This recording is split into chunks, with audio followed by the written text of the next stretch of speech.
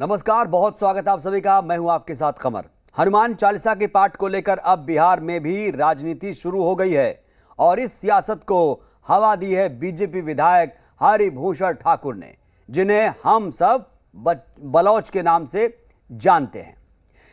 यूं तो सुर्खियों में रहना इनकी आदत है, लेकिन इन दिनों देश भर में जो हनुमान चालीसा पाठ को लेकर बातें आ रही हैं, उसमें बचौल का ये बयान सुर्खियों में है। और लेकिन अब बीजेपी इनके बयान से किनारा करती हुई नजर आ रही है। बीजेपी विधायक हरिभूषण ठाकुर को झटका लग चुका है। बीजेपी ने हरिभूषण ठाकुर के बयान से किनारा कर लिया है। बीजेपी नेता नवल यादव का बड़ा बयान आया। कहा कि पूरे देश में किसी की हिम्मत नहीं कि कोई रोके। हनुमान चालीसा, रामायण और गीता पढ़ने से कोई रोक नहीं सकता। बिहार में एनडीए की सरकार है और यहाँ पे भी स्वतंत्रता है। इस तरह के बयान गैर समझदारी वाला बयान है। इससे पहले आपको बता दें कि बचौल ने क्या कुछ कहा था, वो आपको सुनवाते हैं। हनुमान चालीसा और बल की आवश्यकता है, राष्ट्र को और मजबूत बनाना है। क्योंकि आप जो देख रहे हैं कश्मीर पर परिचर्चा है, ऐसी स्थिति तो बिहार में भी और देश में भी है।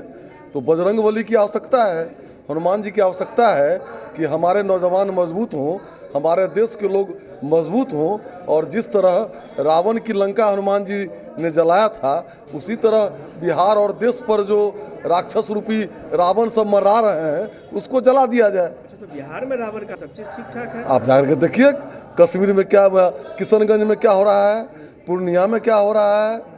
आप जाकर के जोकी हाट में देखिए। तो आप सरकार में हैं, फिर हालात कैसे सुधरेंगे? होगा जिस दिन पूरी सरकार हमारी बनेगी, सब कुछ दुरुस्त हो जाएगा। जो सामाजिक जीवन में या कुछ इस तरह के कठिनाइयाँ होती है, तो उन कठिनाइयों के क्षण में हनुमान चालीसा बड़ा एक ताकत और ओज देने का काम करता है। और हिंदुस्तान के सभी नागरिकों को भारत में जीने का हक है, चाहे कश्मीर के हिंदू पंडित हों या कोई भी किसी भी वर्ग एवं संप्रदाय के हों। तो अब इस पर राजनीतिक प्रतिक्रियाएं भी सामने आने लगी हैं। ये उनको जानकारी होगी, उनको बोलते रहते हैं।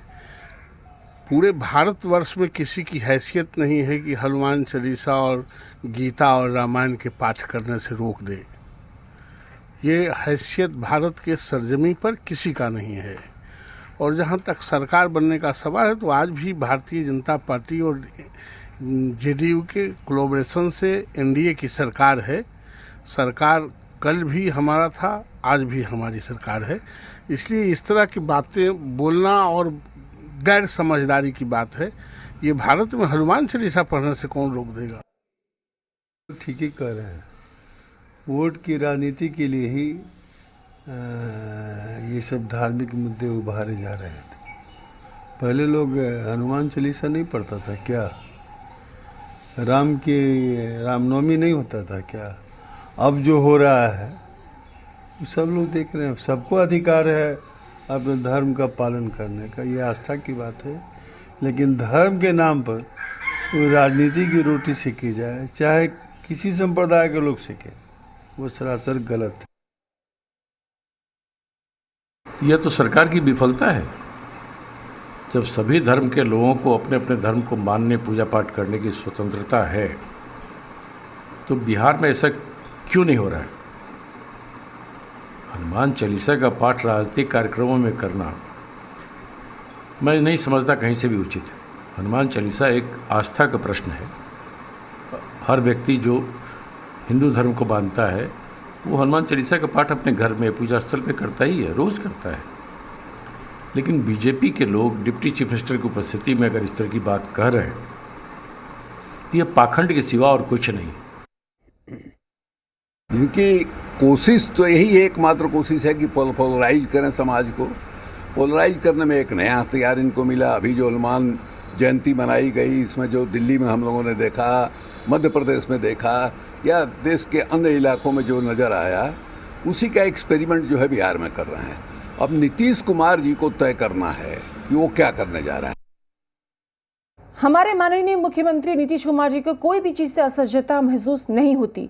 हनुमान चालीसा पाठ पढ़ के आप कार्यक्रम शुरू करें या फिर आप राष्ट्रगान पढ़ के शुरू करें, बस प्योरिटी होनी चाहिए आपके दिल के अंदर।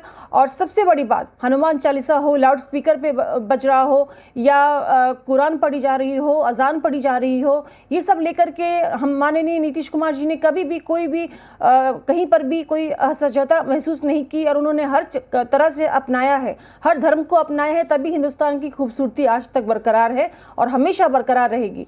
तो ये सब सोचना कि हनुमान चालीसा हर जगह पढ़ी जाएगी, सबको आज़ादी है अपने अपने किताबों को पढ़ने की, अपने अपने रस्मों का, अपने अपने धर्मों का पालन करने की, इसमें किसी भी असहजता का कोई जगह नहीं है। ये बस यूं ही छोटी मोटी बातों को तुल्य दिया जा रहा है।